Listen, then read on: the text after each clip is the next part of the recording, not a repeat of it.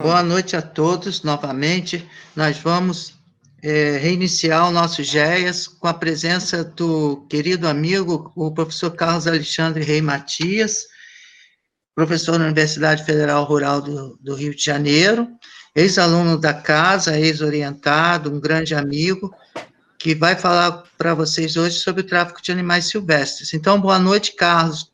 Lhe passo a palavra desejando sucesso na sua apresentação.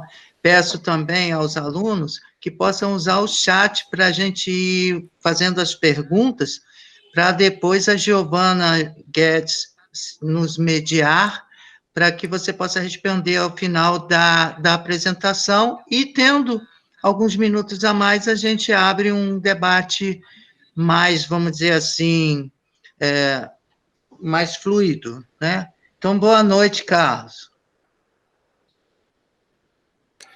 Boa noite mais uma vez, Sávio, e mais uma vez peço desculpas aí para o público, né, por a gente ter esse problema aí com a projeção da tela, mas eu já me disponibilizo, se vocês quiserem, né, a marcar um outro dia, se vocês quiserem, eu repito a palestra com a apresentação que eu fiz, mas eu acho que vai dar para a gente bater um papo e, assim, talvez a gente faça assim de uma maneira em que vocês possam interromper, enfim, se tiverem alguma dúvida, quiserem fazer alguma pergunta, quiserem fazer algum tipo de interação, não precisa esperar até o final, tá? E a gente vai aí trocando figurinha, né? Enfim, como o Sávio falou, eu na minha trajetória profissional, desde a época lá em que eu era aluno da graduação e que eu atuava lá como estagiário, como monitor no setor de animais silvestres da então Policlínica, sempre me interessou bastante os animais silvestres, né? E aqueles que tinham, vamos dizer assim, que a gente no atendimento atendia muito pet, né? E ao mesmo tempo animais que a gente percebia que tinham sido retirados da natureza, né? E aí depois, eu já formado, eu fui trabalhar como veterinário da Polícia Militar, né? Trabalhei durante alguns anos no Batalhão de Polícia, no então Batalhão de Polícia Florestal de Meio Ambiente, onde eu tinha bastante atuação em ações de combate ao tráfico de animais, né? Então, eu vivi bastante coisa no dia a dia, né? Então, muitas das fotos que vocês provavelmente vão ver aí na apresentação que o Sávio está mostrando também estavam em outra apresentação, porque são dessa época, né? Em que eu atuava diretamente nas ações em feira livre ou no recebimento de animais que eram oriundos do tráfico, né? E eu quis fazer essa apresentação falando um pouquinho de passado e presente, né? Porque a gente está observando atualmente no noticiário bastante coisa relacionada ao tráfico de animais, né? Primeiro, quando a gente pensa na pandemia de Covid-19 que nós estamos vivendo, né?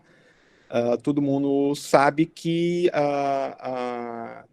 nas pesquisas que envolvem, né, a descoberta dos hospedeiros, né, dos animais que transmitiram, né, o vírus para o homem, tem a ver com o quê? O mercado de animais, né? O mercado de animais selvagens, especificamente na China, né? Então, esse tipo de mercado, ele envolve uma série de produtos, né?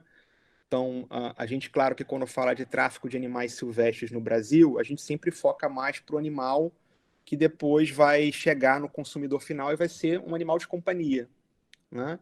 É aquele papagaio que é comprado na feira de Caxias e vai fazer companhia para alguém ou para uma senhora, enfim. Certamente, se eu fizer uma enquete aqui com vocês, quase que 100% vai dizer, se eu perguntar se vocês têm algum parente que possui algum animal silvestre de origem duvidosa, vocês talvez todos respondam que sim, que conhecem algum parente ou algum conhecido que possui um animal, né? Então, esse é um tipo de comércio, né? Lá no mercado que a gente viu lá em Wuhan, envolve também o que a venda de animais vivos, o abate e o consumo da carne, né? Então, tudo isso envolve comércio legal e tráfico de animais silvestres, né? Então, isso está na nossa atualidade. E se a gente fizer um pulo no passado, especialmente falando de Brasil, a gente vai ver que na formação do nosso país, né, os europeus, quando aqui chegaram, um dos primeiros produtos, vamos dizer assim, que eram utilizados como moeda de troca com as populações indígenas era a aquisição de animais silvestres brasileiros, de animais exóticos, no caso, exóticos para as cortes europeias, né? Então, não só de pau-brasil viveu o comércio nos primórdios da nossa formação como país, né? Mas também o comércio de animais silvestres, né? Então, muitas das cargas que eram registradas das naus que voltavam para a Europa, elas voltavam carregadas de papagaios, de macacos, de onças, né, de felinos selvagens, né? Isso tudo está registrado. Então, imagine o que não era registrado, tá? Então, eu vinha falando para vocês aí que o Brasil, ele desde lá do início da sua formação como país, como nós conhecemos hoje, o comércio de animais sempre foi uma atividade econômica, né? Isso é explicado pela nossa imensa biodiversidade, né? Então, está destacado aí no slide que vocês estão vendo, né? A nossa diversidade de biomas e a nossa diversidade de espécies, né? De espécies.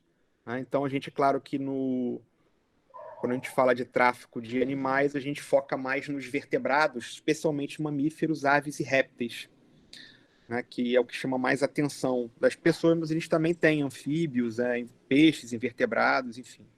Tá? Então, vocês conseguem observar aí no slide alguns números, né, relacionados à quantidade de espécies que nós temos no Brasil. Tá? Então, pode passar, por favor, sabe?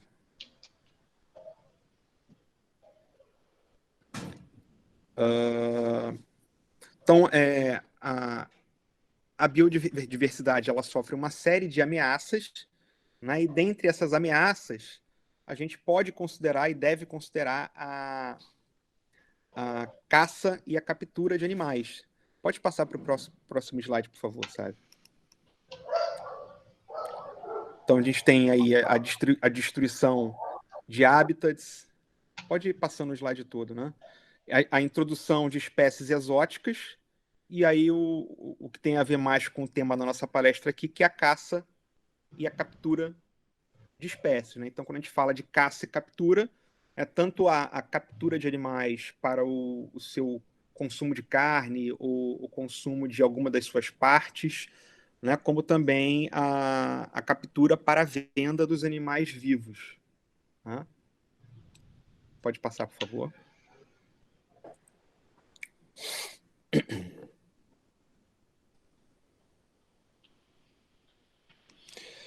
E aqui mostrando um pouquinho dessa... E aí na outra apresentação eu tinha mais algumas fotos para mostrar, justamente para a gente refletir um pouquinho o que acabou fazendo parte da nossa cultura, né? Essa cultura de manter os animais como animais de companhia, né? Então, desde os indígenas que viviam aqui antes dos europeus, né, que mantém esse hábito de manter animais no seu convívio, né? Então eles têm uma relação diferente que nós temos, que seria uma relação mais de posse, né? Pode passar, por favor.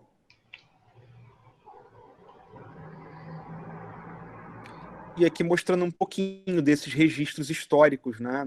Para a gente refletir sobre o contexto histórico do tráfico de animais, né? Muitos desses animais eram retratados nos mapas antigos da América do Sul, né, das Américas como um todo, né? Então, registro de araras, papagaios, onças, né, e outros animais nos nossos mapas. Pode passar, por favor.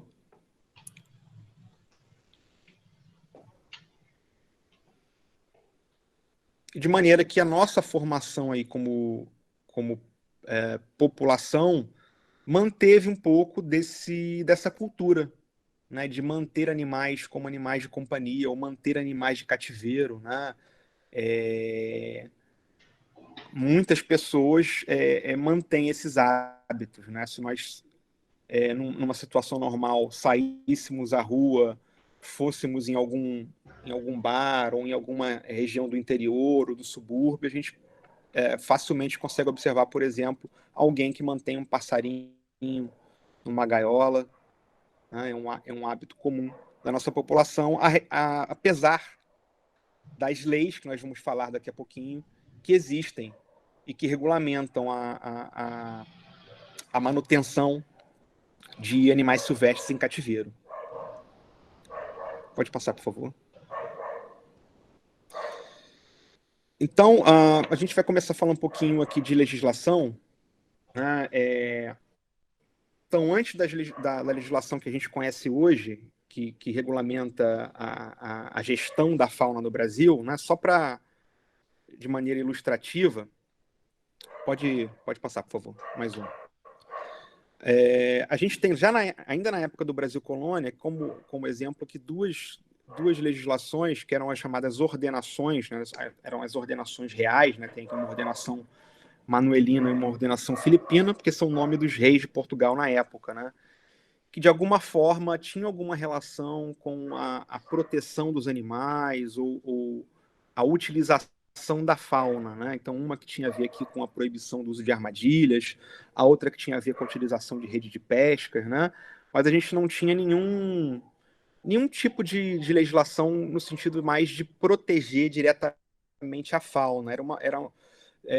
Se vocês forem ver aqui, são ordenações que têm um intuito mais de quê? Preservar esses recursos para a realeza, né? Ela não devia estar à disposição de toda a população. Pode seguir, por favor.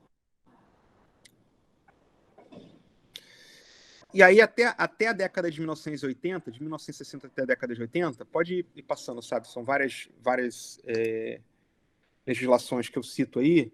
A gente tem uma série de legislações, os códigos florestal, código de... Aí passou muito. Código de pesca, enfim, código de mineração, que a gente diz que é uma fase fragmentária, onde começam a surgir algumas leis, algumas legislações que protegiam os recursos naturais, mas elas, vamos dizer assim, não tinham uma gestão unificada dos recursos naturais. Tá? Então a gente destaca, por exemplo, aí relacionado à fauna, a lei de proteção à fauna, que eu acho que eu vou destacar um pouquinho mais à frente essa lei. Pode passar, por favor. E a partir de 81, né, com a Política Nacional do Meio Ambiente, Constituição de 88, e principalmente com a Lei de Crimes Ambientais, pode clicar mais um. A gente tem o que a gente chama de uma fase holística, né, onde o meio ambiente, os recursos naturais, eles são geridos como uma única coisa, né? Então, dentro da Lei de Crimes Ambientais, a gente vai ver que existe um capítulo específico que vai proteger a nossa fauna. Pode passar, por favor.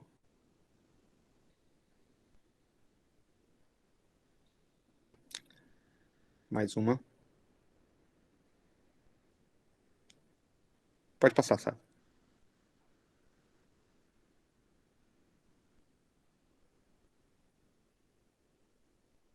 Pode passar o slide.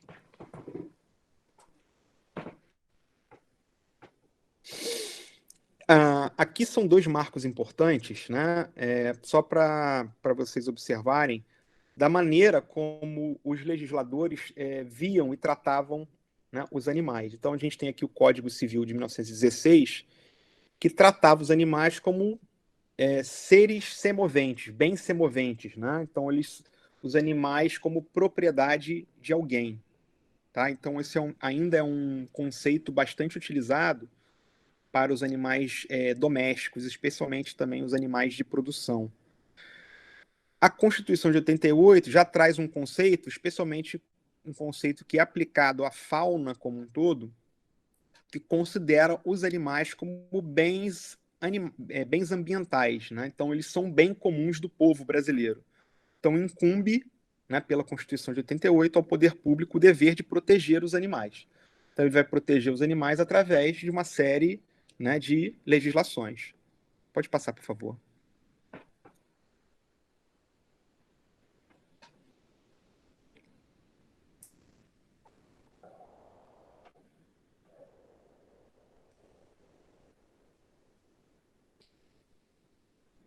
Aí eu acho que voltou. Então, na verdade, essa é um slide só para que eu costumo mostrar bastante para os meus alunos, principalmente para quando eles vão ter que estudar alguma coisa de legislação, para não se assustar com a legislação, né? Se puder passar o slide, sabe, que voltou no anterior. Aí. Então, aqui, eu destaquei aqui uma série de legislações que eu considero importantes na gestão de fauna. E essas legislações, elas têm uma hierarquia, né? A gente tem a Constituição de 88, abaixo da Constituição, uma série de leis que vão regulamentar o artigo 225 da Constituição, né, que fala sobre o meio ambiente. Então, dentre essas leis aqui, a gente pode destacar a Lei de Crimes Ambientais, né? Essas leis, elas são regulamentadas, muitas delas, por decretos, e abaixo das leis e dos decretos a gente tem outras legislações que são, a gente pode considerar, a gente diz que são hierarquicamente inferiores, né? Então, elas são editadas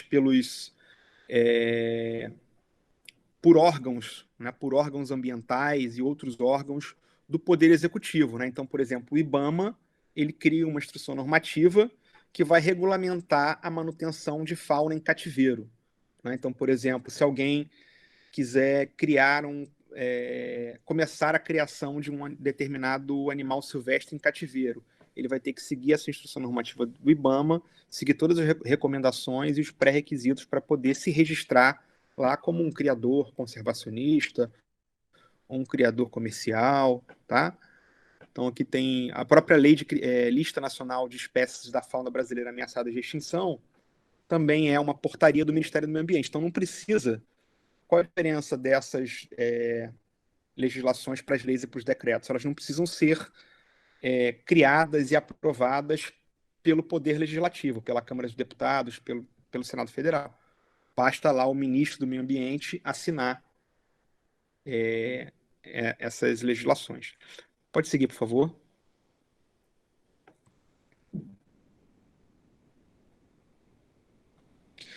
Então, eu tinha comentado que a gente ia voltar nessa Lei de Proteção da Fauna de 1967, porque aqui acontece um fato importante, né? Antes dessa legislação, você não tinha alguma legislação que dissesse especificamente de quem era a fauna, né? Então, a partir daqui, os animais de qualquer espécie, em qualquer fase do seu desenvolvimento, estando em vida livre ou em cativeiro, eles vão fazer parte da fauna silvestre, né? E eles são propriedade do Estado.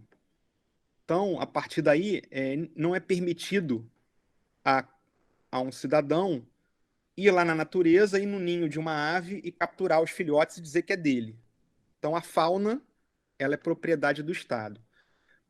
Para alguém, se alguém, por exemplo, quiser manter um animal silvestre em cativeiro, ele vai ter que pedir permissão ao Estado.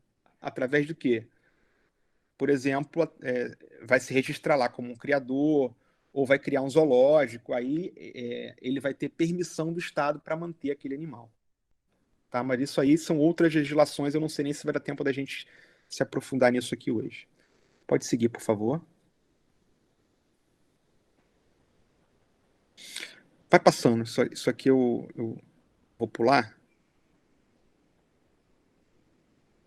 Então, aqui o artigo 225 da Constituição, acredito que todos vocês já devem ter ouvido falar nele, né? E aqui o principal artigo, né, já falando de lei de crimes ambientais, né? Então, volta no slide anterior, Sávio, por favor. no outro.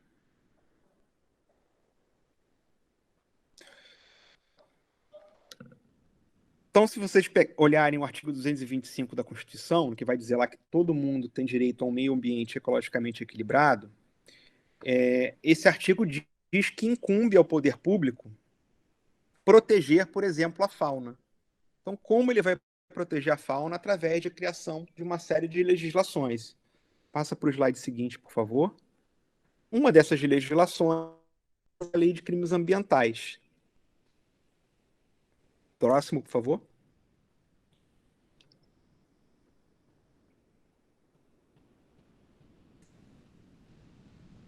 É uma lei relativamente recente, de 1998, né? E que ela diz que é crime manter animal silvestre em cativeiro, capturar da natureza, vender animal silvestre sem a devida autorização, né? Então, por exemplo, quem vende, expõe à venda, exporta, adquire, guarda, tem em cativeiro ou depósito ou utiliza espécimes da fauna silvestre.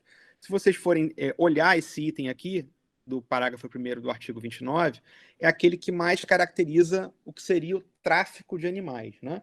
Porque o tráfico de animais, ele tem uma cadeia, né? Que é desde o momento em que alguém vai lá na natureza, captura, retira um animal da natureza, traz para um cativeiro e vai revendendo, vai passando por um traficante intermediário, essa pessoa vai transportar esse animal para um centro urbano, por exemplo, para ser vendido numa feira livre ou para ser exportado através de um porto, de um aeroporto, né?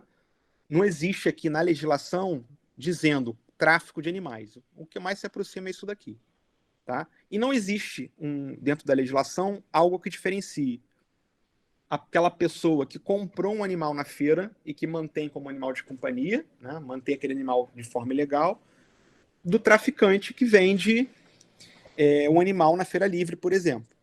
Tá? É claro que, assim, na hora de analisar um processo, muito provavelmente o delegado, né, o juiz da causa, ele vai aplicar as penalidades levando em consideração esses fatos, tá? Mas não existe na legislação uma diferença.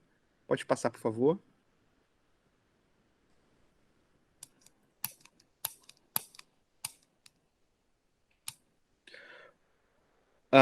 Esse artigo aqui é um outro artigo bastante interessante e importante, que eu considero que em toda situação que envolva o comércio ilegal de animais, a manutenção de animais em cativeiro, ele pode ser considerado, né, o crime de maus tratos. É um outro tipo de crime que está descrito na Lei de Crimes Ambientais, né? Então, praticar ato de abuso, maus tratos, ferir ou mutilar animais silvestres, domésticos ou domesticados, nativos ou exóticos, né? Então, se a gente for considerar só o fato do animal silvestre estar em cativeiro e dele, por exemplo, não ter a possibilidade de encontrar um parceiro para reproduzir,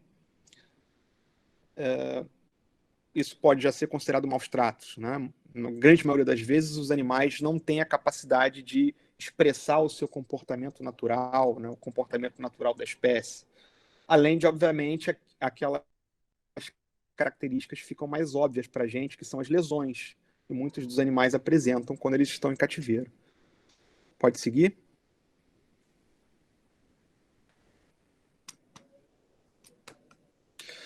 Então, esse mapinha aqui é um mapinha que foi produzido pelo IBAMA há um tempinho atrás, e ele é interessante porque ele mostra isso através das estatísticas de apreensão, né, dos diversos órgãos, os principais locais, os principais municípios onde os animais silvestres são capturados e quais são as principais vias de escoamento desses animais para a venda.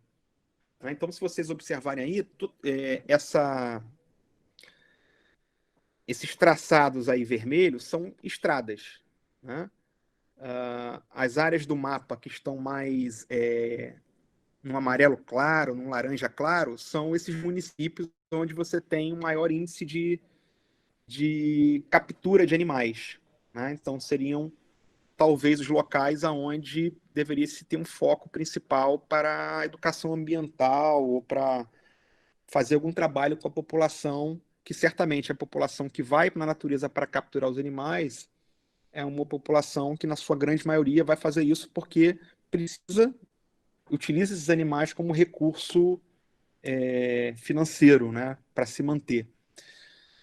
E as principais vias de escoamento são as vias rodoviárias, onde esses animais vão chegar nos grandes centros urbanos, né, principalmente Rio, São Paulo, Brasília, Minas, diversas capitais da região Nordeste, onde ou vão ser vendidos em feiras livres.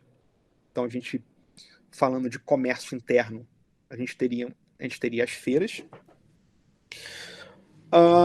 ou são escoados para o exterior por portos, aeroportos, e temos ainda as nossas fronteiras secas, né? Ali Mato Grosso, principalmente, Mato Grosso do Sul, e outros estados da região amazônica, onde esses animais podem ser escoados para outros países da América do Sul. Pode passar, por favor.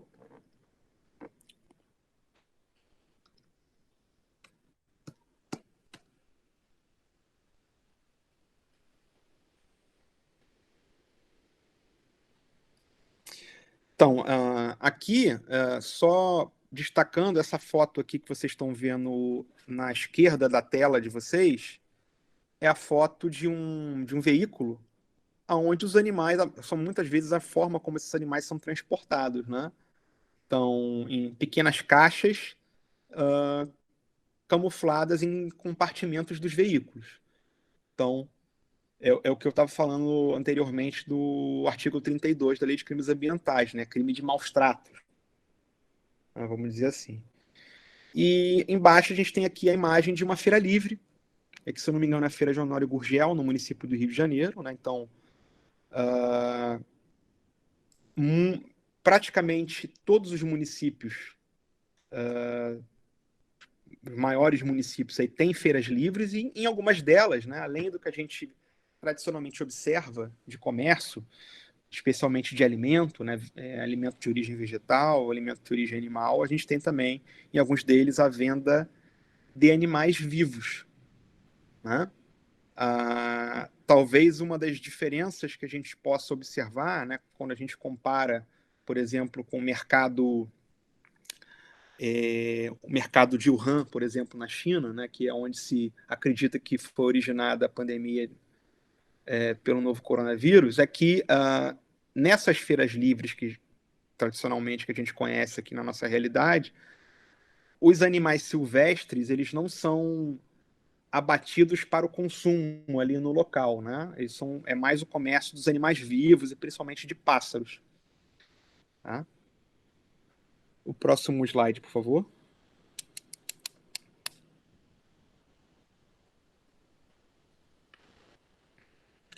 Então, não sei se vocês acompanharam aí o noticiário, eu tinha colocado até um slide na minha apresentação para a gente discutir isso, que com a pandemia do novo coronavírus, né, a China momentaneamente baniu, né, ou proibiu as feiras que comercializavam os animais selvagens,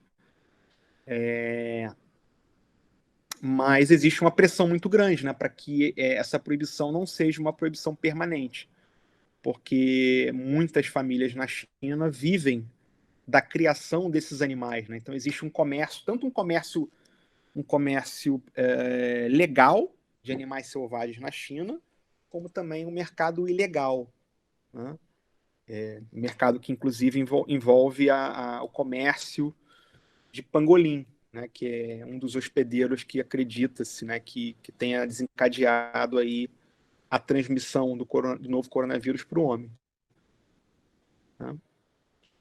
Então, aqui mais algumas imagens de feiras livres, onde a gente pode observar, junto com a venda de outros produtos, a venda de animais silvestres, principalmente pássaros, tanto animais da fauna nativa quanto animais domésticos também. Tá?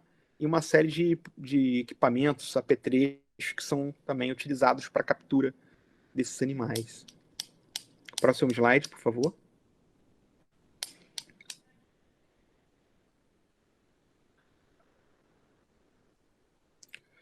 Pode ir passando, sabe? Que vai aparecendo aos pouquinhos aqui as imagens.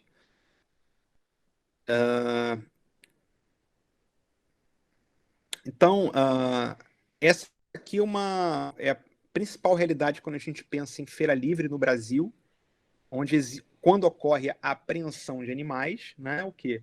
A grande maioria, né, a grande estatística de animais que é apreendido diz respeito às aves. Né? Então, 90% dos animais que são apreendidos em feiras livres ou que são oriundos do tráfico de animais correspondem ao grupo das aves, principalmente passeriformes. Né? Então, um profissional que vá trabalhar com esse tipo de fauna, seja realizando a perícia, seja trabalhando num centro de triagem de animais, ele tem que conhecer um pouquinho de taxonomia, saber identificar corretamente as espécies. Tá? Pode passar, por favor.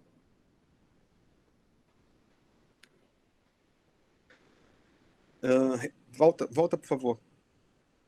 E aí o restante, né, cerca de 10% aí dos animais que são apreendidos são divididos entre mamíferos e répteis. Né? Então a gente tem, no caso dos répteis, muitos jabutis, tigres d'água, iguana, e no caso dos mamíferos, principalmente os saguis. Tá? Pode passar.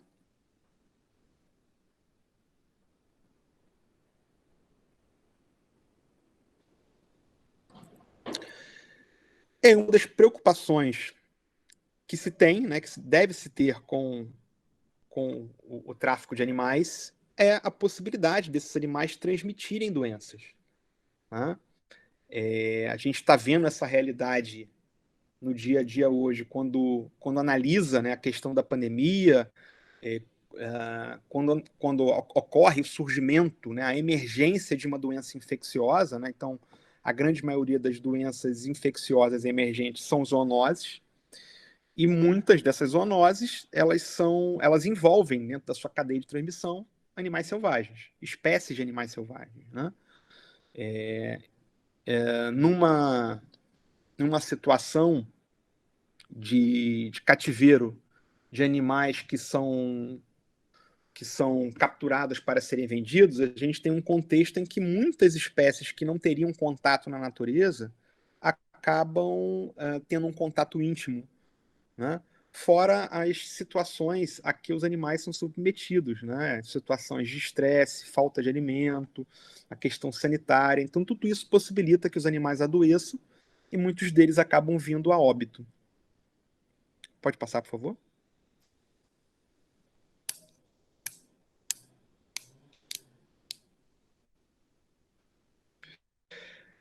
Essa apresentação aqui, eu não sei como está o público hoje, né? O Sávio tinha comentado que tinha muitos alunos da biologia também, então acaba que nessa apresentação antiga que ele está mostrando aqui, tinha uma parte que falava um pouquinho do papel do veterinário, então eu peço desculpas para os colegas aí que não são da área de veterinária, que possam fazer talvez uma analogia com as suas profissões, mas nós, no caso de veterinários, a gente tem uma série de atribuições e responsabilidades que podemos aplicar, né? E no caso, quando a gente trabalha com os animais selvagens. Tá?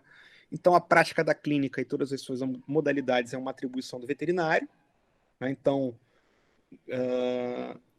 lá no centro de triagem, quando o animal silvestre que é apreendido chega, é um animal debilitado, um animal que apresenta alguma lesão, um animal que chega doente, é um papel essencial o veterinário atuar, né, para poder corrigir, né, e essas situações. A defesa da fauna, né, então quando a gente fala de defesa da fauna, a gente está falando também de programas de conservação de espécies, de criação de animais em cativeiro, onde a gente efetivamente pode ter a participação e deve ter a participação do veterinário, e também responsabilidade do veterinário, né, dever dele, na verdade, conhecer a legislação que protege a fauna, para que ele possa servir aí, fazer um papel de educador ambiental, né? Então, muitas vezes, chega, por exemplo, numa clínica que atende animal silvestre, uma pessoa que comprou um animal ou que ganhou algum animal silvestre por algum motivo, e pode ser que esse animal tenha uma origem ilegal, né? E aí a pessoa, é uma pergunta comum, né? O que eu faço para poder legalizar o meu animal? Né? Então, pela legislação atual no Brasil, né, um animal que tem uma origem ilegal, não é permitido que esse animal seja legalizado. Então, se a pessoa mantiver esse animal em cativeiro, ela vai acabar assumindo o risco de, em algum momento, ser denunciada por alguém, ou de alguma fiscalização chegar na sua residência e ela acabar tendo que responder por esse tipo de crime, né? Então, é papel do veterinário fazer essa orientação. Pode passar, por favor, sabe?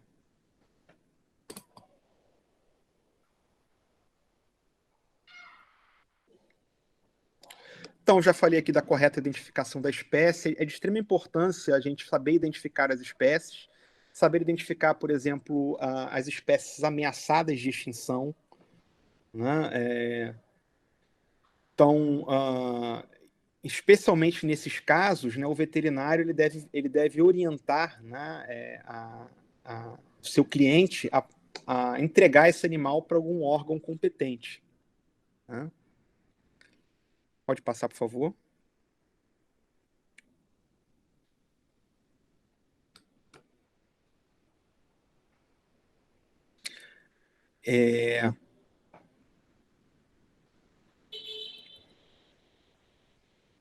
Aqui eu não sei se caberia a gente falar isso, talvez fuja um pouco, sabe, da palestra, que quando a gente fala de conceitos de fauna, e que é importante para a gente diferenciar, né, é que existe a fauna doméstica, né, a fauna silvestre. Então, dentro da fauna silvestre, existe a fauna silvestre nativa e a fauna silvestre exótica. Então, por exemplo, vocês estão vendo aqui na foto, existe uma gaiola aqui cheia de calopsita, né? Então, a calopsita, e aqui embaixo uma foto com uma série de canários belga. Essas duas espécies, pela legislação brasileira, elas são consideradas espécies da fauna doméstica. Então, uma pessoa, para manter esses animais como animal de companhia, ela não precisa de ter as autorizações necessárias que são necessárias quando a gente está falando de animais da fauna silvestre nativa ou da fauna silvestre exótica. Né? Então, aqui em cima, por exemplo, no meio, na parte do meio superior, a gente está vendo aqui a foto de um papagaio do Congo. Um papagaio do Congo é uma espécie da fauna silvestre exótica. Ela não é uma espécie nativa do Brasil. Então, é necessário que haja uma autorização específica para alguém manter um papagaio do Congo em cativeiro, um papagaio do Congo como animal de companhia. Assim como era necessário, e aí a gente está falando de presente, né, mais do que presente, assim como é necessário que se tenha autorização para alguém manter uma naja em cativeiro. Né? Então, todo mundo deve ter acompanhado esse recente caso que envolveu um acidente com uma naja, né, de um indivíduo que mantinha esse animal em cativeiro sem a devida autorização. E, mais comumente, quando a gente está falando de tráfico de animais, a gente está se referindo à fauna silvestre nativa, né? Então, são os animais oriundos do território brasileiro, né? Então, como aparece aqui na foto, um sabiá laranjeira. O sabiá laranjeira é uma espécie da fauna silvestre nativa. Né? Uma onça pintada é uma espécie da fauna silvestre nativa. Pode seguir? Professor, a gente tem uma pergunta do Otávio. Pode fazer agora ou pode deixar Claro. para o final? Não, pode fazer, fica à vontade. Tá bem. Ele falou aqui que no Brasil temos legislações que, ao meu ver, corroboram para a proteção de alguns animais de uma forma que, ao invés de proteger, ela acaba pela falta de fiscalização promovendo a possível extinção de um animal. Por exemplo, temos o peixe nativo Neon Goby, e esse peixe é muito procurado por aquarista e robista. algo que hoje é considerado conservacionista. Sabendo que é grande procura, por qual motivo o Estado não permite a reprodução para evitar o extrativismo e assim promover o conservacionismo? Bom, eu não sei se eu vou saber responder, porque eu não entendo muito de biologia de peixe, tá? Então, eu não sei se, por exemplo, essa espécie que ele está se referindo tem um potencial de se tornar uma espécie... Não sei nem se ela é uma espécie nativa ou se ela é exótica, né? Se ela tem potencial Ele falou que é nativo, de... mas eu acho que foi mais um exemplo mesmo. Tá. Acho que Eu não vou falou tentar responder dando um exemplo do que acontece com a legislação que envolve a manutenção em cativeiro de passeriformes, né? A gente tem no Brasil uma série de instruções normativas, de legislações que falam sobre a manutenção sobre a criação amadorista de passeriformes, né? Criação amadorista, criação comercial de passeriformes, né? Então, existem muitos criadores, associação de criadores, né? E essa legislação, né, o objetivo dela, dentre outras coisas, seria facilitar a criação de determinadas espécies em cativeiro para evitar que essas espécies de pássaros continuem sendo capturadas na natureza e vendidas ilegalmente. Só que o que acontece é um contrassenso, né? Parece que acontece o contrário, né? Se vocês forem olhar as estatísticas de fauna apreendida que chega no CETAS, o top 10, vamos dizer assim, o top 5, o top 10 das principais das principais espécies que são apreendidas em termos de quantidade são passeriformes, são espécies permitidas a sua criação em cativeiro. Então, essa legislação acaba não fazendo efeito, que seria o intuito de combater o tráfico, né? E aí tem uma série de motivos, né? Você pode questionar que uma espécie que é vendida no comércio ilegal ela é mais barata que alguém que mantém em cativeiro para venda legalizada. Tá? Existe falta de fiscalização, a gente sabe que os órgãos ambientais eles não dão conta de fiscalizar tudo que deveria fiscalizar, né? Então existe uma falta bastante grande de pessoal, né, em termos de quantidade. Existem muitos bons profissionais, mas existe uma pouca quantidade. Muitos desses profissionais acabam se aposentando, não existe a reposição, né? Então, eu não sei se eu conseguir responder mais ou menos aí o que seria a dúvida. Otávio, tem mais alguma coisa para falar, para acrescentar? Ele falou que respondeu sim. Obrigada, professor. Nada.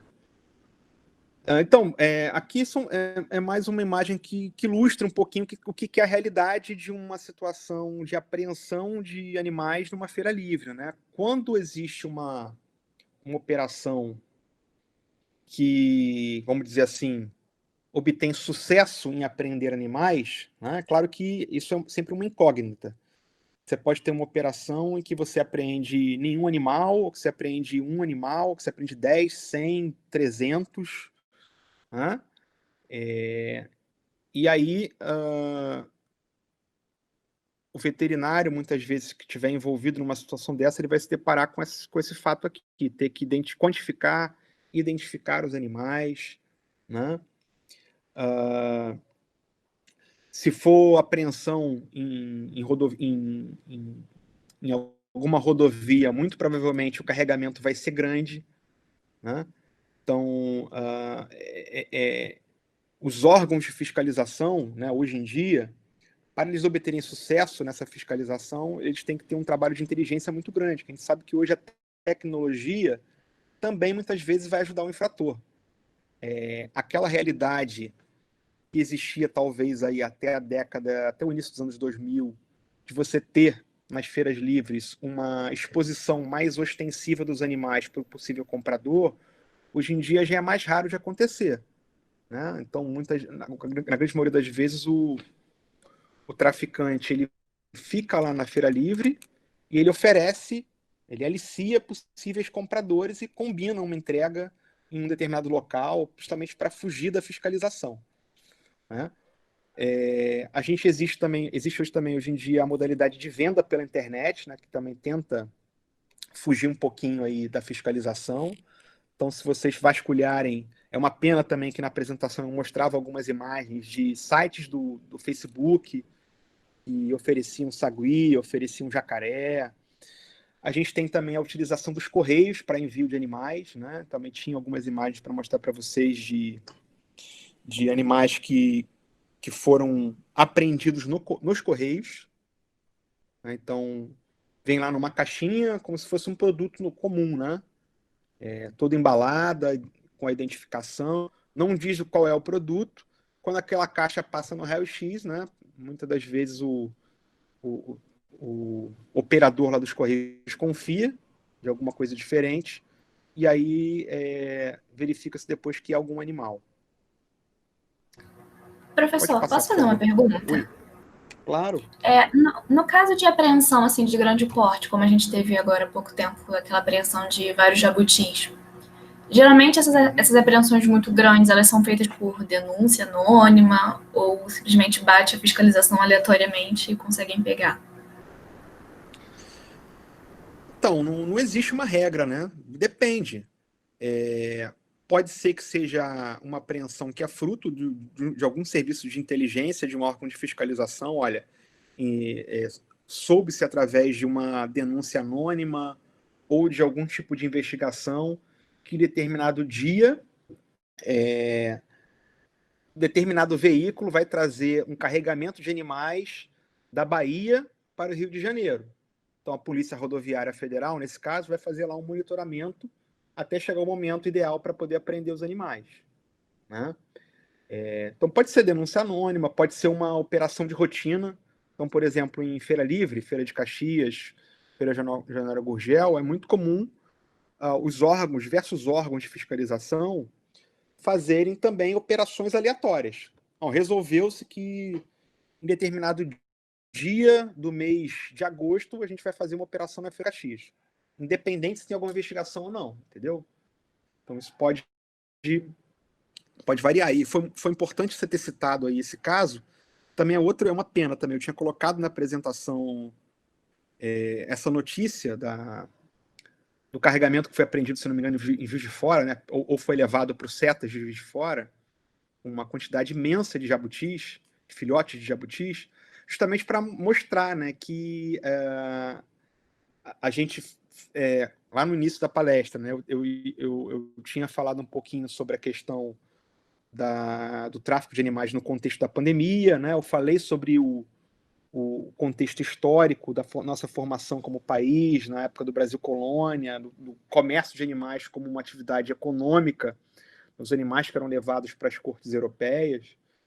E eu ia fechar justamente falando sobre essa apreensão, porque é algo que está muito no presente, né? E para a gente até refletir, será que com a pandemia, com o isolamento social, com a diminuição das atividades de uma forma geral, o tráfico de animais parou? É algo para a gente pensar. Eu acho que não, porque senão a gente não teria, né, essas apreensões que aconteceram rotineiramente, assim como aconteceu o caso lá da Naja, onde depois se descobriu na investigação que não era só uma serpente, eram várias serpentes, e que possivelmente existia ali uma cadeia de tráfico de animais, ou até mesmo de extração de veneno, enfim, todo um mercado legal que envolvia esses animais. Então é algo que está no nosso dia a dia, que muitas vezes passa desapercebido, e que eventualmente, quando a gente tem uma notícia que é um pouquinho mais diferente, como é o caso de... Não é comum alguém ser mordido por uma naja no Brasil, né? Não é todo dia que a gente apreende 200 filhotes de jabuti, né? Então, da onde vieram esses jabutis? Será que foi capturado na natureza? O que vocês acham? Eu vi numa reportagem desse caso da Naja que eles estavam investigando até alguns funcionários do próprio IBAMA que estavam sendo suspeitos como uma rede, né, de tráfico ali interna mesmo. Uhum. Isso é bem bizarro, né? Porque as pessoas que deveriam fiscalizar se aproveitam da situação. E a Vitória que falou que acha que até aumentou os casos de tráfico na pandemia. E eu imagino também que tenha aumentado, porque se a pessoa faz um tráfico, ela não vai respeitar o isolamento, não vai respeitar o momento da pandemia, então, não sei, ao meu ver, não teria diminuído. E assim, atualmente, como eu também vinha falando, os traficantes também têm utilizado esse sistema, que a gente poderia chamar assim, entre aspas, de delivery, né? Ou da entrega pelos correios, ou de combinar da pessoa retirar a mercadoria em um determinado endereço. Então, nem sempre, hoje em dia, a gente vê mais os animais expostos na feira como a gente via há alguns anos atrás, né? E nesse caso dos jabutis, especificamente, certamente é um criador irregular, porque ninguém acha 200, 300 jabutis capturar na natureza, né? Provavelmente alguém que criava esses animais irregularmente e que teve aí uma produção, uma grande produção e está vendendo esses animais. E é claro, né, dentro dessa rede de tráfico de animais, existe desde a pessoa lá que eu comentei no início da palestra, que vai retirar esse animal da natureza e que vai vender esses animais por qualquer R$ 10, até para sobreviver. Os pequenos e médios traficantes, que também, dentre outras coisas, vão estar envolvidos no escoamento e no transporte desses animais, até os grandes traficantes, que é quem ganha mais dinheiro com a venda e com a revenda desses animais, os criadores irregulares. E temos também a conivência, muitas vezes, e o envolvimento de agentes de fiscalização, né, infelizmente. Tá? Sim, esses casos assim são muitas camadas, né, que o pessoal da fiscalização tem que ir tirando para ver até onde vai toda essa rede, né? Mas obrigada por responder, professor. Sim. Nada. Podem perguntar aí, se tiver mais uma pergunta, pode me interromper. Seguindo aqui na apresentação, né, essa imagem eu quis ilustrar muito a questão dos filhotes, né? Muitas vezes a gente encontra nas feiras e nas apreensões os filhotes sendo vendidos, né? Ou porque são animais que foram capturados diretamente do ninho, né? Ou muitas vezes os filhotes eles acabam sendo mais dóceis, então são mais facilmente vendidos, né? E são esses filhotes que muitas vezes vão chegar lá para o veterinário na clínica, porque a pessoa vai comprar esse animal aqui numa feira livre ou vai ganhar de presente de alguém, não vai saber conhecer a biologia do animal, não vai saber a forma correta de alimentar esse animal. Muitas vezes esse animal aqui, na sua grande maioria, na grande maioria das vezes, ele já vai estar doente, né? Devido às situações precárias a que ele era mantido, e aí ele chega com esse animal para o veterinário, né? E aí é quando ele vai descobrir que ele não pode legalizar esse animal, né? E aí ele vai ter que optar ou de entregar esse animal para um órgão ambiental, enfim, para o IBAMA, para o centro de triagem mais próximo, ou ele vai acaba mantendo esse animal e correndo aí, assumindo as consequências de um dia, de repente, ser surpreendido por alguma fiscalização. Pode passar, por favor, Sávio.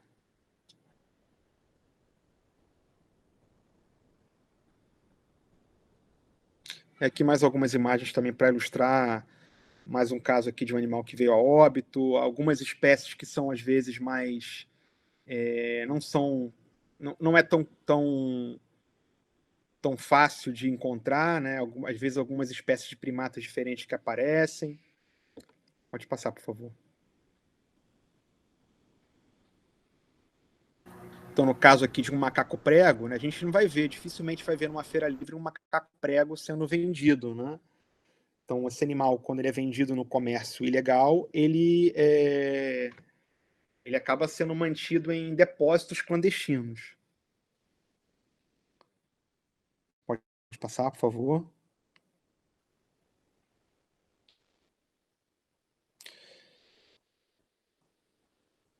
Então, no caso do veterinário aqui, de alguém que vai atuar como perito, né, no caso aí, os biólogos também poderiam atuar nesse caso aí na perícia, na identificação das espécies. é extremamente importante a gente observar aquelas espécies que são ameaçadas de extinção, né? Pode passar, por favor?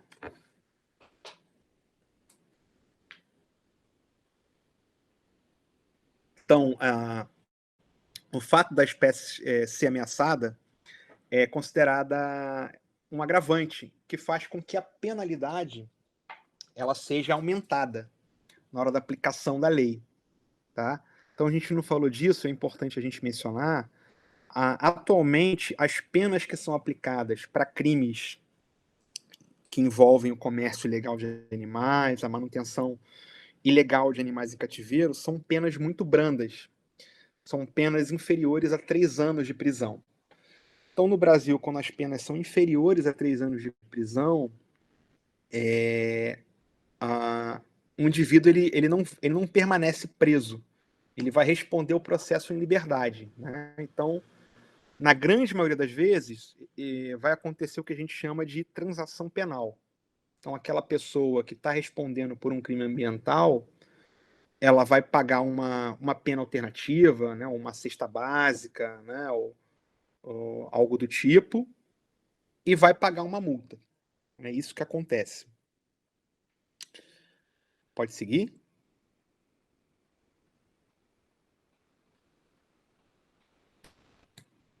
Mais um. Então, quando a gente pensa em lista de espécies ameaçadas de extinção, a gente trabalha basicamente, né, o profissional trabalha basicamente com 2 listas. A lista nacional de espécies ameaçadas de extinção, que foi revista em 2014, e uma lista, e as listas estaduais, né? A grande maioria dos estados brasileiros possuem as suas listas estaduais de espécies ameaçadas. Então, aqui no caso, é uma lista do Rio de Janeiro, que ela já precisaria de uma revisão, né? A última lista do estado do Rio é de 98. Então, pode ser que exista uma espécie que esteja ameaçada no estado do Rio, mas que ela não esteja ameaçada nacionalmente, tá? Mas basta ela estar no estado, se ela for apreendida aqui no estado do Rio e for ameaçada no estado, isso já serve de agravante. Pode passar, por favor.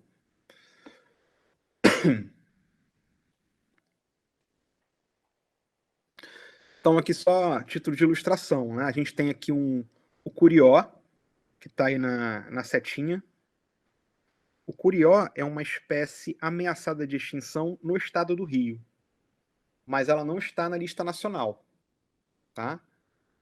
Já o mico-leão dourado, que aparece aqui dentro da gaiola, e o papagaio chauá, eles estão tanto na lista nacional quanto na lista do estado do Rio. O azulão, que é outro passeriforme que aparece aqui, também só está ameaçado no estado do Rio, mas não está na lista nacional. Ok? Pode seguir.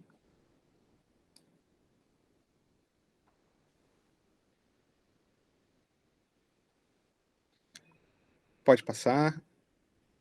Aqui era uma parte da legislação que eu acho que citava alguma coisa relacionada à caça, mas aí eu acho que foge um pouquinho. Talvez a gente possa deixar para uma próxima palestra, um próximo bate-papo, falar de caça. Mas também, só para destacar que o artigo 29 também fala sobre a questão da caça, né? A caça profissional ela é proibida no Brasil, né? Então aqui é uma outra modalidade de captura de animais, no caso, seria o abate dos animais para a captura, né? ou o abate para consumo da carne ou para utilização de algum dos seus subprodutos, como pele, dente, casco, unha, enfim. Pena, no caso das aves, né? Pode passar.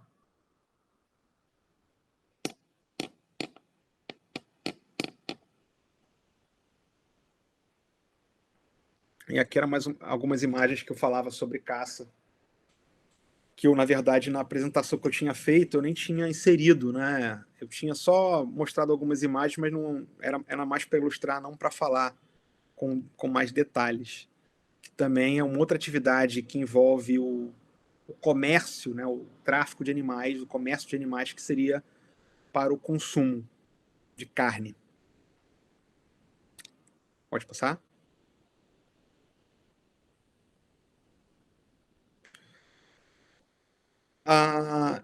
Então, o decreto 6514 de 2008, ele regulamenta a lei de crimes ambientais, né? Ele vai estabelecer quais são as penas administrativas a serem aplicadas aos crimes ambientais. Então, quando a gente fala de comércio ilegal, manutenção de animais em cativeiro, venda de animais silvestres sem a devida autorização, a gente tem a aplicação das multas, né? Então, aqui, a multa de R$ 500 por animal, e se aquela espécie for ameaçada de extinção, em vez de ser R$ 500 por animal, vai ser um valor de R$ 5.000 por animal. Tá? Um outro artigo importante, aí no caso da Lei de Crimes Ambientais, que eu acho que não tem nessa apresentação aqui, mas que eu tinha colocado na outra, é o artigo 31. O artigo 31 ele vai se enquadrar muito nesse caso da Naja, que a gente comentou. Porque ele fala que é crime contra a fauna a introdução, é crime ambiental contra a fauna a introdução de espécimes da fauna silvestre exótica no Brasil sem a devida autorização. Né? Então, não existia uma autorização para a entrada e para a manutenção daquela naja em cativeiro. Então, certamente, o infrator ele foi enquadrado no artigo 31 também. Tá? Pode passar?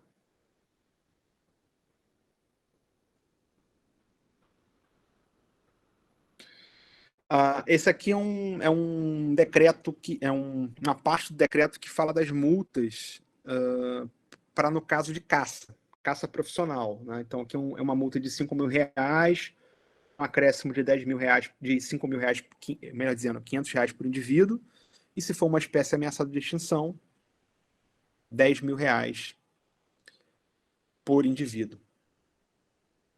Próximo. Professor, Oi. a Vitória fez uma pergunta aqui.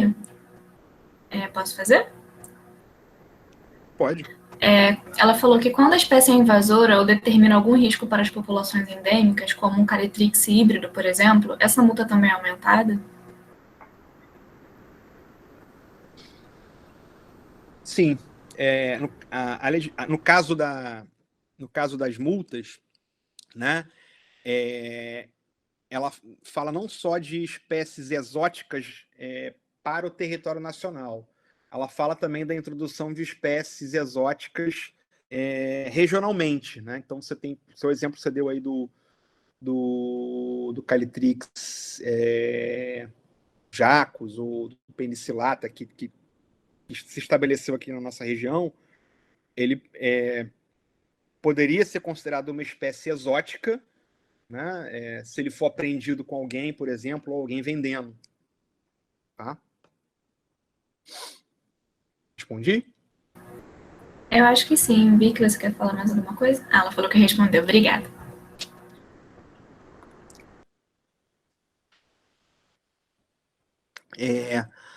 O decreto também ele estabelece multas para os crimes de maus tratos, né? Então são valores bastante semelhantes, né? Que, por exemplo, no caso de maus tratos, de R$ 500 a R$ 3.000 por indivíduo, né? Vai depender da situação que envolve o maus tratos. Pode passar, por favor.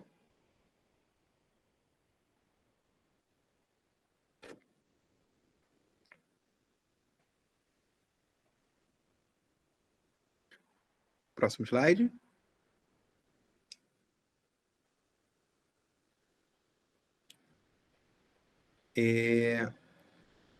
Bom, eu não tinha colocado essa parte de manutenção de fauna em cativeiro na palestra que eu tinha preparado.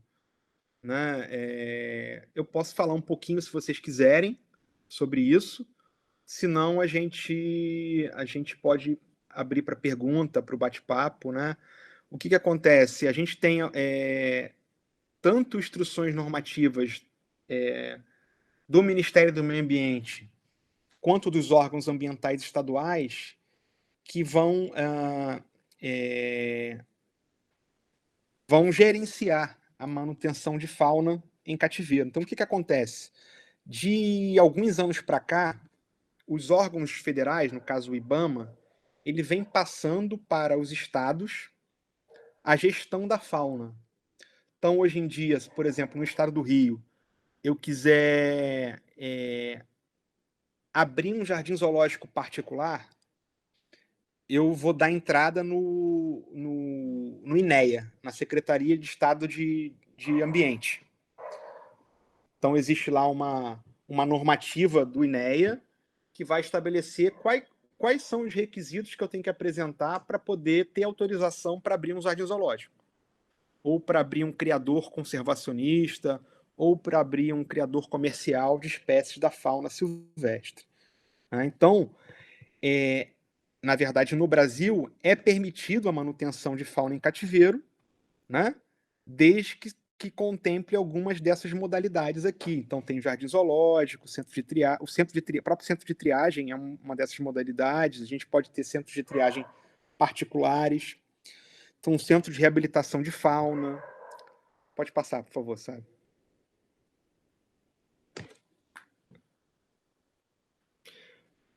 Então, mantenedouro de fauna, o criadouro científico para fins de pesquisa, para fins de conservação. Cada um desses tipos de modalidade de manutenção de fauna em cativeiro tem uma finalidade.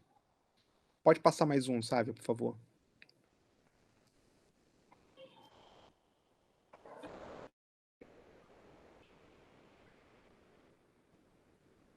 Mais um. Então, criador comercial, né, o comerciante de animais vivos da fauna silvestre. Então, por exemplo, uma pet shop que quer vender um tucano legalizado, ela tem que se registrar, ela tem que estar registrada lá no INEA como comerciante de animais vivos da fauna silvestre. Então, essa seria o que a gente falou lá no início, da permissão do Estado para a manutenção da fauna em cativeiro.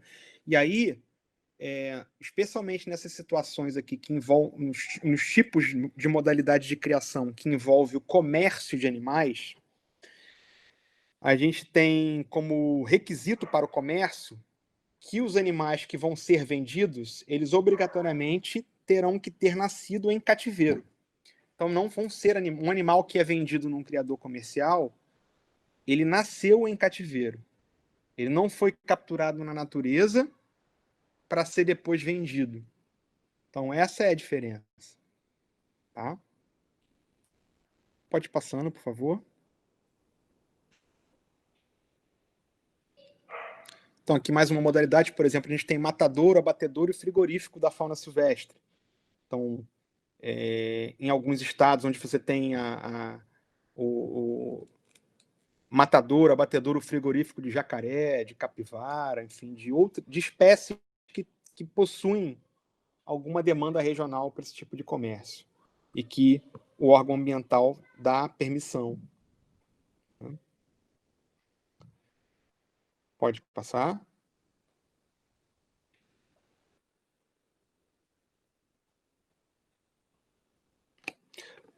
Então, essa aqui, na verdade, é a normativa do IBAMA, de 2015. Existe uma normativa mais recente do INEA, tá? que fala sobre essa questão. Mas é basicamente a mesma nomenclatura, a mesma modalidade que se utiliza, né, para definir aí os tipos de criação. Tá?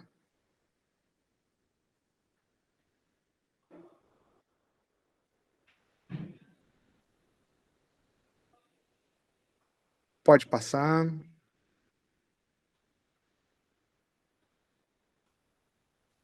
Eu acho que essa parte de passeriforme eu já comentei, né, alguma coisa. Pode passar. Eu acho que, Sávio, eu não sei, eu acho que a gente poderia agora fazer um bate-papo, abrir para as perguntas. Sim, acho que a gente pode abrir para o debate agora. O pessoal acho que pode também abrir o microfone, ligar a câmera, se sentir à vontade. E aí, gente, eu já, mais uma vez, eu quero pedir desculpas para vocês por essa complicação é um problema certamente do meu computador que eu não estou conseguindo resolver, que eu não consigo compartilhar a tela. Então eu tinha preparado uma apresentação mais atualizada que essa, falando um pouquinho sobre as questões que envolviam a pandemia, né, com esse noticiário mais recente que envolvia tráfico de animais. A gente, de uma certa forma, falou aqui, né, mas era legal que tinha algumas imagens. É uma pena, mas eu já me coloco à disposição para uma próxima oportunidade, se vocês quiserem. E aí já mais, vamos dizer assim, familiarizado com essa questão aí de apresentação pelo Google Meet, talvez a gente não tenha novamente esses problemas. Mas essas coisas acontecem, ninguém está tão acostumado a mexer com essas plataformas e sempre acaba acontecendo. Mas seria muito bom se você voltar para falar também um pouquinho mais sobre a caça. Acho que seria legal. Tá bom, acho que o pessoal ia gostar também. Quando vocês quiserem, a gente pode combinar aí, algum momento. Tá ótimo. Gente, alguém quer falar alguma coisa? Fazer uma pergunta? Pode falar.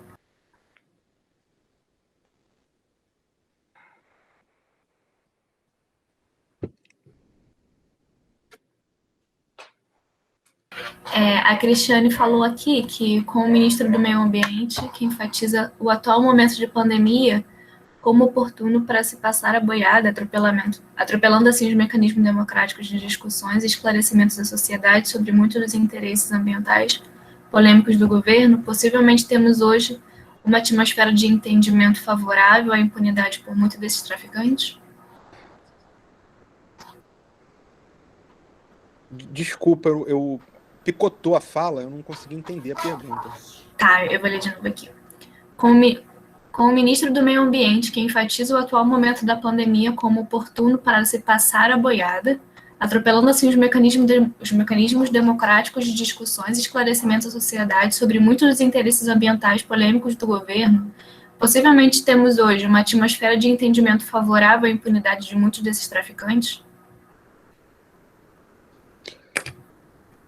Bom, com certeza, né? Não só para o comércio ilegal de animais, mas eu acho que para as diversas modalidades de crimes ambientais, né?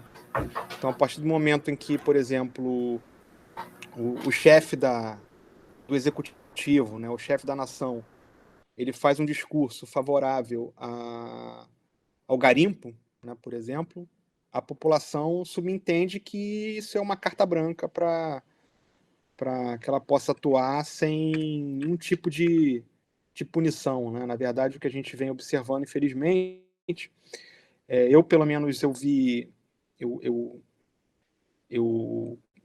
como o Sávio colocou lá no início da apresentação, né? Eu tive um momento em que eu trabalhei com a fiscalização, então eu vivi muito de perto o fortalecimento do Sistema Nacional de Meio Ambiente, do fortalecimento da implementação da Lei de Crimes Ambientais, e o que a gente vem vendo atualmente é um total desmantelamento, enfraquecimento dos órgãos ambientais, né? Na verdade, o infrator, quando olha isso, ele se sente, ele percebe a impunidade, né? Então, a gente fala isso desde a questão do garimpo, até a questão de balão, né, que a gente vê hoje em dia, o pessoal voltando a soltar balão, enfim. Tudo isso faz parte desse clima, vamos dizer assim, favorável para a impunidade dos crimes ambientais.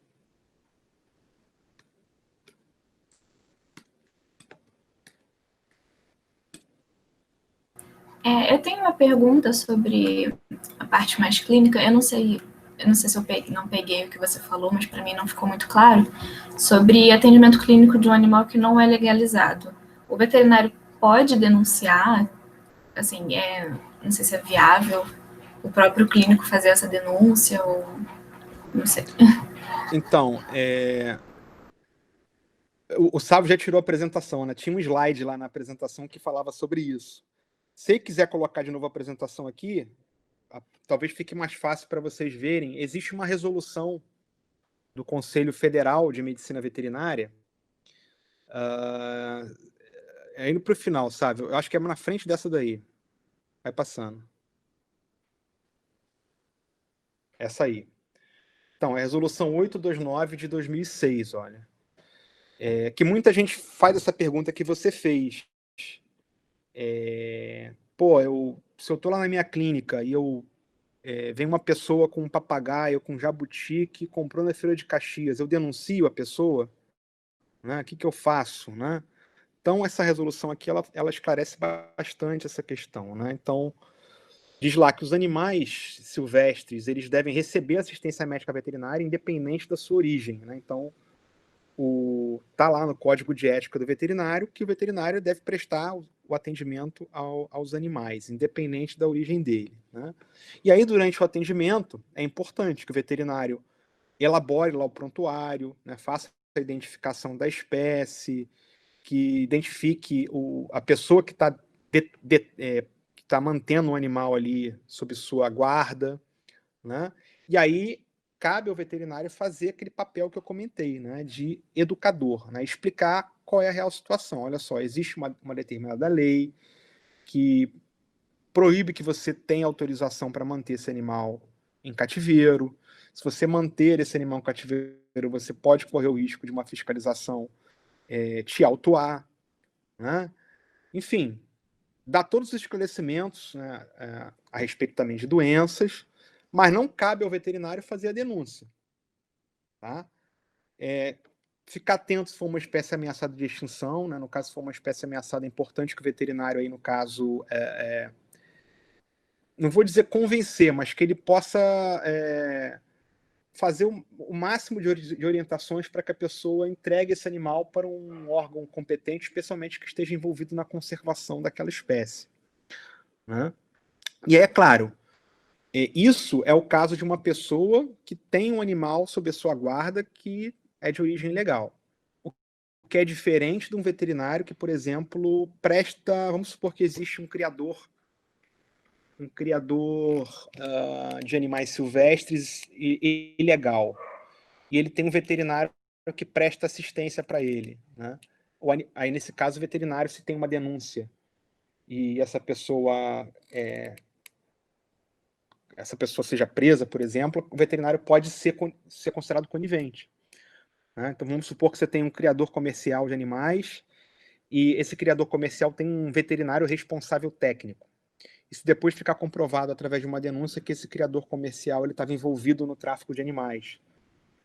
Pode ser que esse veterinário também seja conivente. Né? Aí é claro que, nesse caso, ele corre o risco. Se ele perceber alguma irregularidade durante a sua assistência, aí cabe a ele fazer a denúncia às autoridades competentes. E é importante também, no caso dessa resolução aqui, o veterinário estar atento às doenças de notificação obrigatória. Né? Se ele tiver a suspeita de uma doença de notificação obrigatória, né? Ou se depois ele diagnosticar essa doença, se essa doença for confirmada, aí sim o veterinário deve, nesse caso, fazer a comunicação ao órgão competente. Tá? Aí ele não deve manter o seu sigilo profissional. Aí ele deve informar o órgão competente. Então, o veterinário atendeu lá um sagui. Né?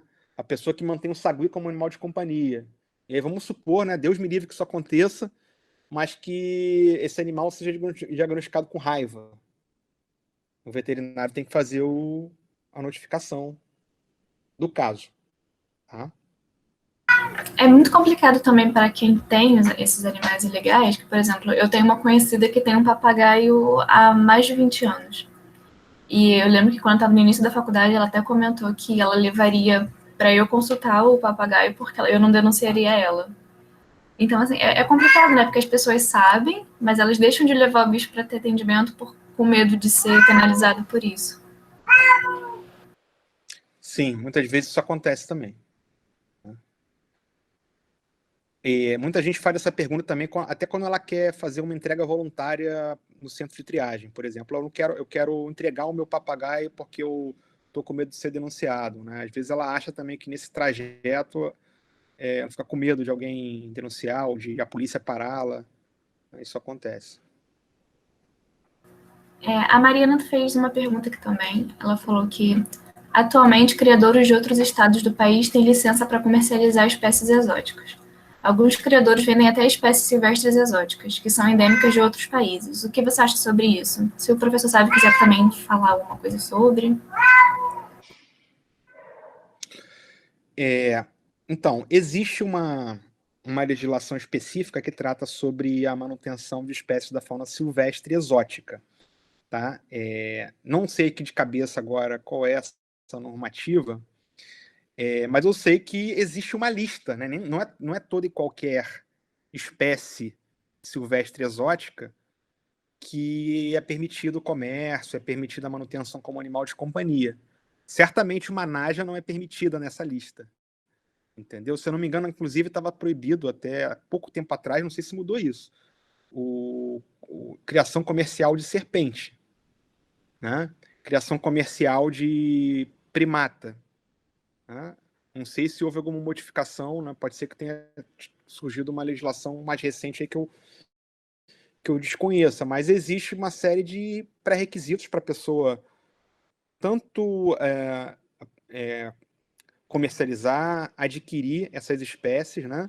Muitas das espécies que são mantidas como animais de companhia, por exemplo, o furão, as espécies, muitas das vezes, elas têm que estar castradas, têm que estar esterilizadas, né? Justamente por causa do seu potencial de se tornar uma espécie exótica invasora, né? Eu não sei se o Sávio quiser complementar, não sei se eu consegui responder totalmente a pergunta. Não, pode dar seguimento, por gentileza.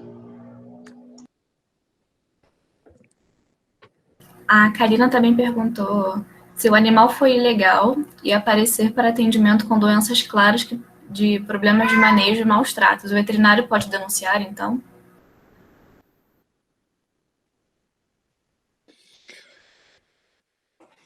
Olha, poder ele até pode, sim, mas aí teria que ser configurada uma situação intencional, né, da pessoa tá provocando intencionalmente maus tratos, né, tá provocando uma lesão no animal.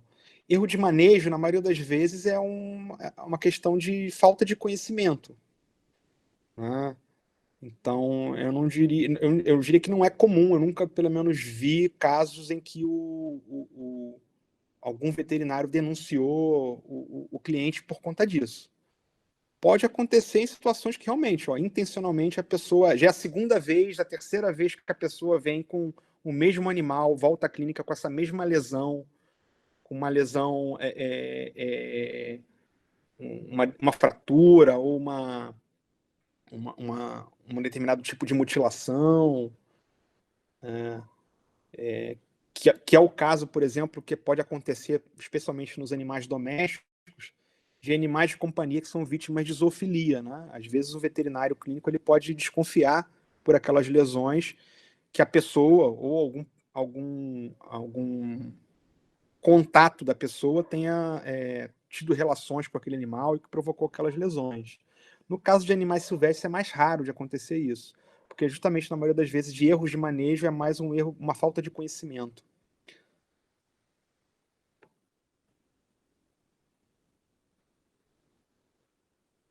Obrigada, professor. O Otávio também fez uma pergunta. Sabemos, como foi citado, que existem muitos animais vivendo como companheiros de cidadãos.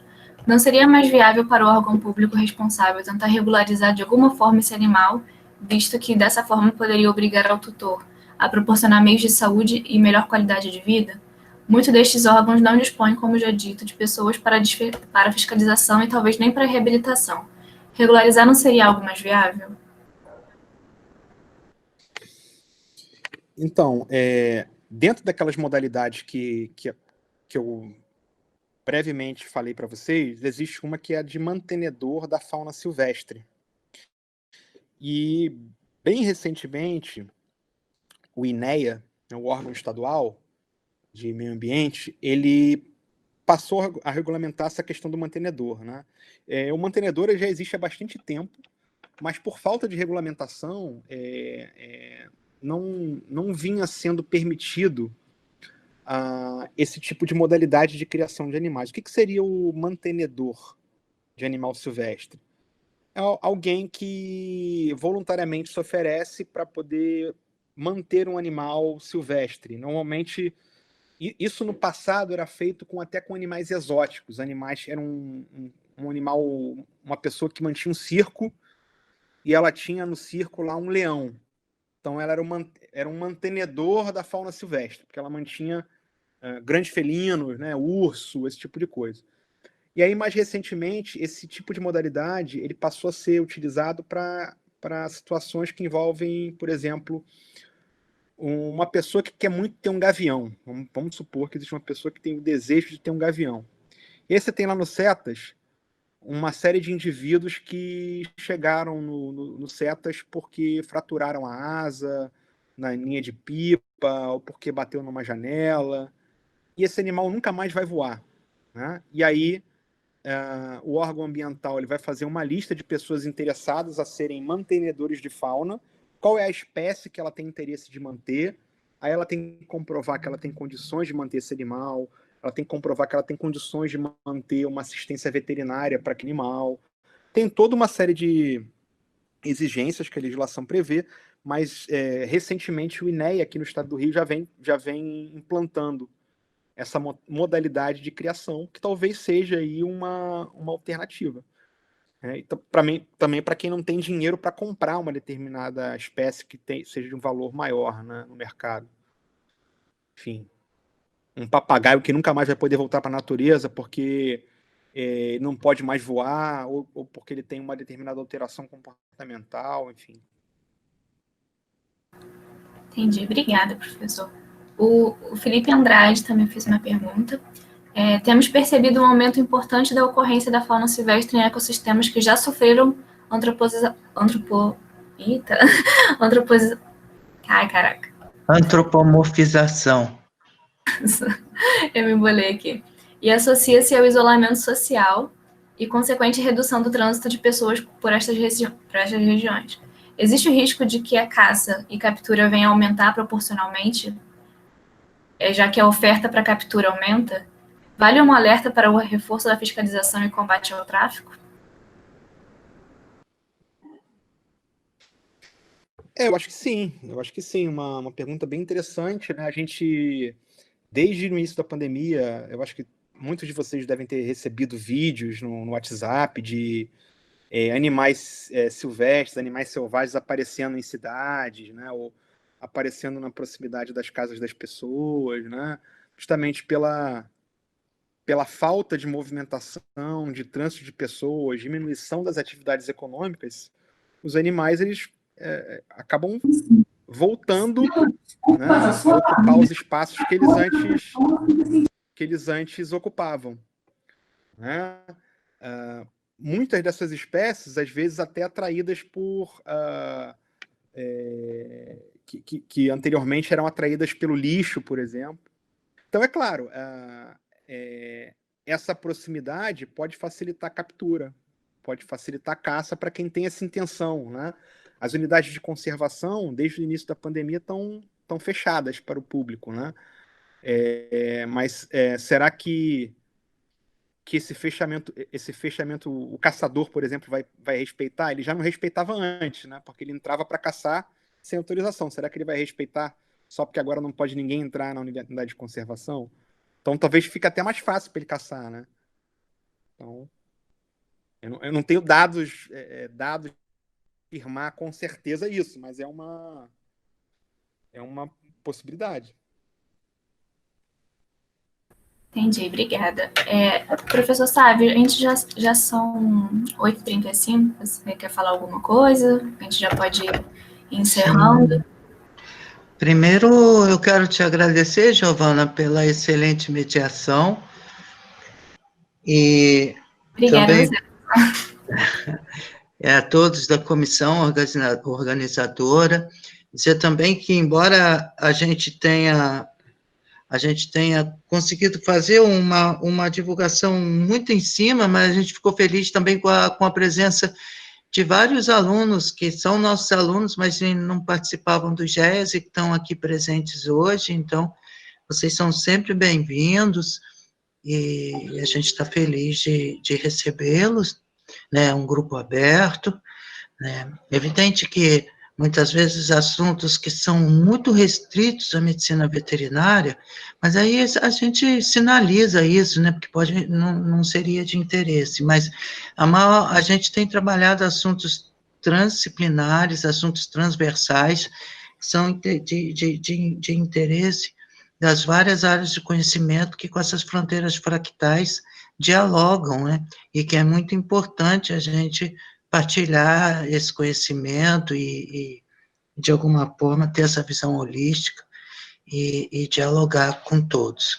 Então, a palestra do Carlos está de parabéns. Eu fiz, assim, um pouco de questão de evitar fazer comentários, porque eu vinha já falando bastante dentro do GEAS, então, inclusive sobre legislação ambiental, alguns temas que já foram falados aqui hoje, alguns temas que foram reforçados, e é interessante ouvir um outro ponto de vista, né, embora que não fuja muito, mas é um outro ponto de vista, né, um outro colega que chega, para que nós não fiquemos unicamente com, vamos dizer assim, com uma posição de um único professor, né, porque tudo isso que a gente viu, a gente percebe que precisa de reflexões do ponto de vista de como agir, de como proceder. Então, ouvir mais de um colega é sempre bom. Por isso, só agora eu estou falante, assim, né? Então, gente, eu gostaria de agradecer demais, Carlos Alexandre, muito obrigado, e vou passar a palavra para vocês, se alguém tiver interesse de fazer mais um comentário, o microfone está aberto, e, assim, e já desejando a vocês uma ótima noite. Obrigado, viu, Carlos? Não, sabe, eu que agradeço, peço desculpas mais uma vez aí pela falha no compartilhamento de tela, né, uma pena mesmo, porque eu tinha feito uma apresentação com dados bem atuais, né, inclusive com alguns dados lá do setas de apreensão que duas alunas minhas, que inclusive estão aqui assistindo, a Laís e a Bianca, fizeram, mas eu posso voltar num outro momento para falar sobre esse tema ou sobre outro, né? Sim, eu gosto sempre de destacar esse contexto histórico, né?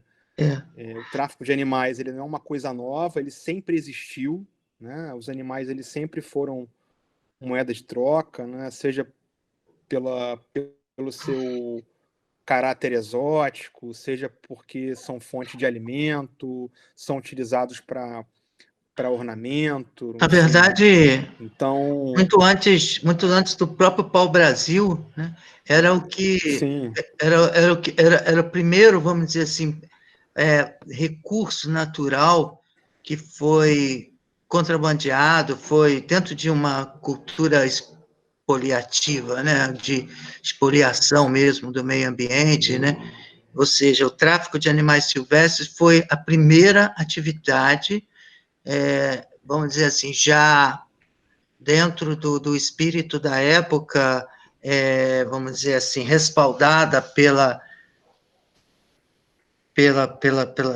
naus portuguesas, né, que retiraram do país esses animais. Então, na verdade, a história do tráfico de animais silvestres se confunde com a história do Brasil. Isso, né? E, Carlos, não te cortando e já cortando, só para aproveitar que eu estou com a palavra, teve uma observação aqui no chat sobre uma sugestão sobre a gente fazer uma abordagem mais específica sobre a caça em algum momento.